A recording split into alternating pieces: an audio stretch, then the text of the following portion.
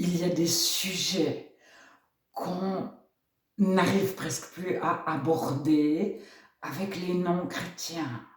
Parce qu'il y a une telle résistance, ils ont entendu tellement de choses contre Dieu que on ne sait pas par quel chemin leur parler sans devoir enlever je ne sais pas combien de barrières. Et nous-mêmes, on a entendu énormément de choses. Pour finir, des fois, on ne sait plus. Alors, il y a des textes comme ça que les théologiens pensent connaître, mais en fait, ils connaissent 2, 3 mots ou 2, 3 phrases qui ont fait polémique. Et au moment où on arrive avec ce sujet-là, mais il se ferme comme une huître. Mais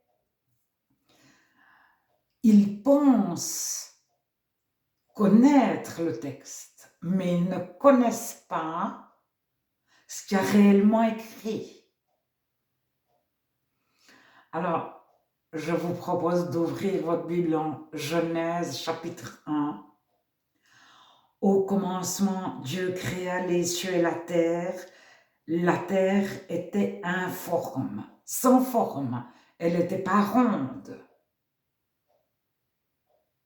ni carrée, ni plate, et vide, vide. Donc, elle n'avait pas de forme, elle était vide.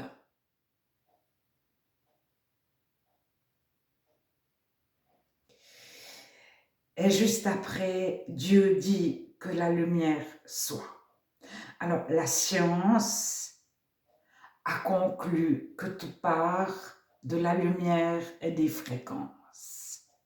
Les fréquences, c'est comme la radio. La radio nous arrive par fréquence. Le son, c'est des vibrations. Alors, Dieu a créé la terre par le son, par les fréquences. Dieu dit que la lumière soit. Donc, avant cette phrase, la terre n'existe pas. Pourquoi? Au commencement, Dieu créa les cieux et la terre. La terre commence avec le temps et l'espace.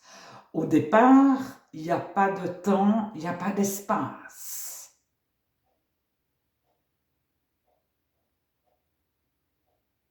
Il n'y a pas de distance. Tout part du même point. Alors, le Big Bang est remis actuellement en question. Mais on est arrivé quand même, la science est arrivée à voir que tout partait d'un point. Mais alors après, ils disent, mais tout a été inclus dans rien. Tout est parti de rien. Eh bien, avant que Dieu dise la lumière soit, il n'y a rien. Alors, si vous prenez une lampe de poche, vous l'allumez, il n'y a rien, tout à coup, il y a un faisceau lumineux. Alors, votre lampe de poche, elle va vous éclairer 3 mètres, 10 mètres, si elle est puissante, 100 mètres, 1 kilomètre.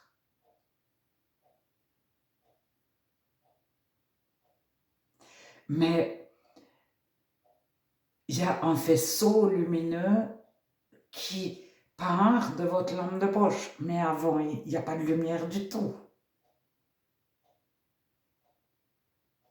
Alors, il faut voir sur Internet, je vais vous mettre une vidéo, les plaques de métal comme une plaque à gâteau qui font reposer sur un espèce de pilier.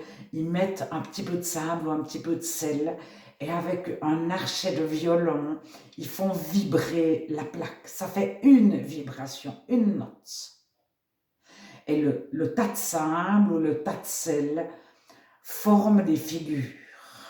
Mais c'est magnifique et c'est un seul son à la fois. une seule note. Alors, si on se représente un orchestre, donc on a la création. Alors, tout est ordonné, mais vraiment tout est, c'est des lois, c'est vraiment 1 plus 1 égale 2 en toutes choses. Alors, il y a des scientifiques qui disent qu'il y a une telle précision dans la création. La précision est de 10 puissance, je ne sais plus, mais c'est des chiffres énormes. Et c'est comme si on tirait une flèche au travers de tout l'univers et elle arrive au centre de la cible à l'autre bout de l'univers. Tellement c'est parfait. Il n'y a pas de défaut, il n'y a pas de choses fausses. Il n'y a pas de place pour ce qui est mal, faux. Tout est juste, tout est parfait. Alors, Dieu vit que la lumière était bonne, belle, juste, parfaite, etc. Il n'y a pas de soleil, il n'y a pas de terre. Dieu crée les cieux, c'est-à-dire l'immatériel, et la terre, c'est-à-dire le matériel. C'est-à-dire, les cieux, c'est intemporel, il n'y a pas de temps. Je ne sais pas si vous comprenez ce que c'est que le temps, mais je vous invite à à apprendre ce que c'est que le temps. Le temps, c'est de la distance. Une année, c'est la distance, c'est une rotation. C'est une révolution. Un jour, c'est le temps que met la terre et le soleil. Alors, si le soleil est toujours à la même distance de la terre, la rotation, la révolution prend toujours le même temps, il y a toujours le même nombre de kilomètres. Si le soleil s'éloigne de la terre, ne serait-ce que de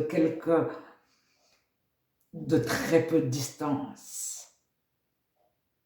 la révolution est plus grande. Donc le temps n'est pas une donnée fixe. Bon. Dieu dit que la lumière soit. Donc Dieu dit, ça commence par les fréquences, par le son, par les vibrations, que la lumière soit par la lumière. Et le soleil arrive beaucoup plus tard, mais la terre aussi. Alors il y a de l'eau.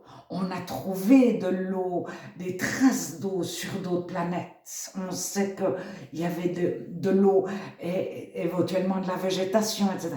Mais il faut vous représenter que tout était groupé. La matière, il n'y avait pas de terre, il n'y avait pas les planètes, il y avait de la matière, et sur cette matière-là, il y avait de l'eau. Puis après, les planètes se sont éloignées les unes des autres. Mais c'est très scientifique ce que je vous dis. Mais c'est très biblique. Alors, d'abord, la parole, les fréquences, la lumière, l'eau, etc., via les arbres, etc. Mais si vous reprenez l'ordre, c'est d'abord les animaux marins. Mais la science dit que la vie a commencé dans l'océan, dans les eaux, etc. Et vous avez l'homme. Alors, je saute, hein. J'arrive au verset 28. Dieu créa l'homme et la femme. Donc, Genèse 1, 27, 28. Dieu les bénit et Dieu leur dit, soyez féconds, multipliez, remplissez la terre. Donc il ne va pas leur dire 3 jours après, surtout ne faites pas l'amour, ou bien c'est mal, c'est un péché, c'est sale, etc. Alors, c'est juste une petite parenthèse. Et au verset 30, je donne toute herbe verte pour nourriture. Et cela fait ainsi. Donc, les personnes sont végétariennes.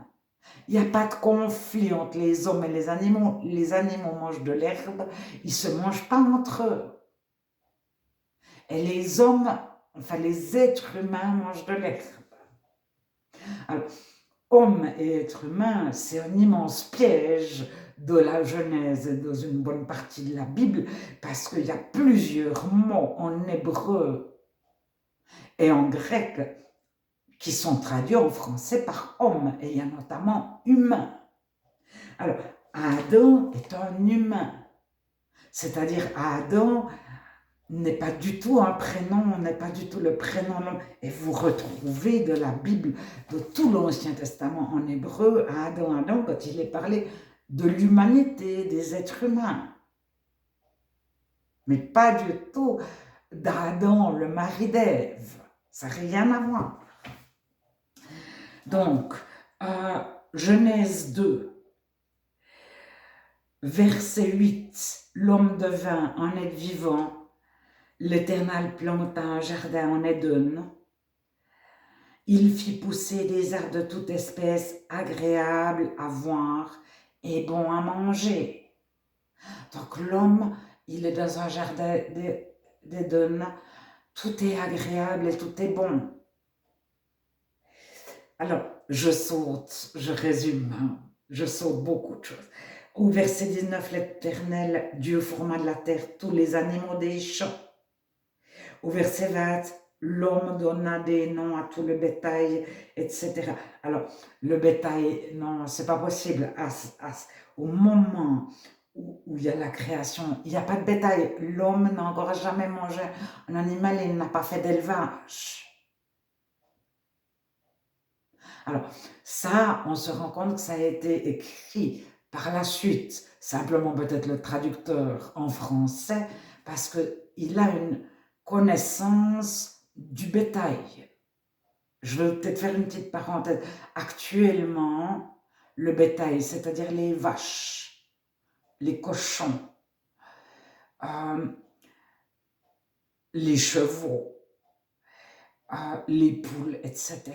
Il y a encore les moutons, sont élevés dans des parcs, dans différentes sortes de cages et d'endroits où ils sont serrés, collés 24 heures sur 24. La lumière est présente pour qu'ils mangent, ils mangent, ils mangent, pour qu'ils s'engraissent beaucoup, qu'ils n'aient pas les poules, par exemple, qu'elles dorment le moins possible. Tant qu'il fait jour, elles mangent.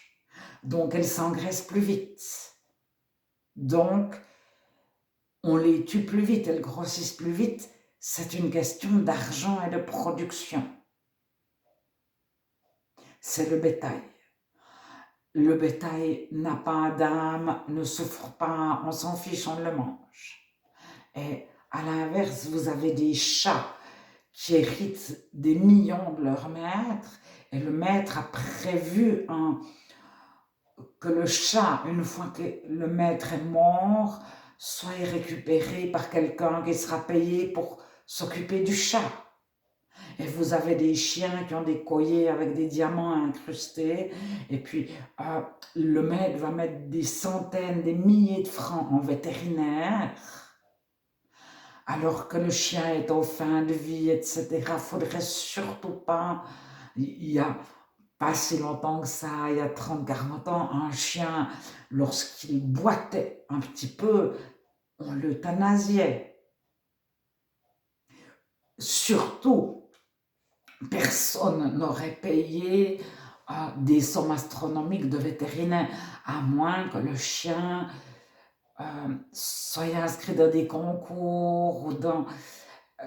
C'était un chien qui était en train de former une race, où c'était le chien de la reine d'Angleterre, etc. Mais encore, déjà, les avancées en vétérinaire, il n'y avait pas tellement... Ils savaient castrer un animal, faire 2-3 petites choses, et puis sinon, ils leur disaient, c'est fini, faut pas... Alors, c'est juste pour dire que certains animaux dressés, comme les chevaux, c'est normal. Promener son chien en laisse, c'est normal. Mais il y a d'autres animaux dressés, ça passe plus. Alors, on va laisser des vaches dans des espèces de cages, les cochons dans des espèces de cages. Il y a 20 cm de chaque côté de la vache, 10 cm de chaque côté du cochon. Et entre les poules, il n'y a aucun espace. Et on va faire toute une polémique parce que certains animaux vivent dans des aquariums très petits. Et j'aimerais dire qu'il y a une volonté de supprimer les loisirs du petit peuple. La joie que le petit peuple n'ait pas de réjouissance. Et on veut créer des réjouissances, imposer des réjouissances données si le peuple n'a plus de loisirs en famille. Quel loisir en famille aura-t-il? Ou de loisirs en couple, ou etc. Bon, fin de la parenthèse, mais c'est pas possible qu'au Genèse 2, 20, il soit parlé de bétail.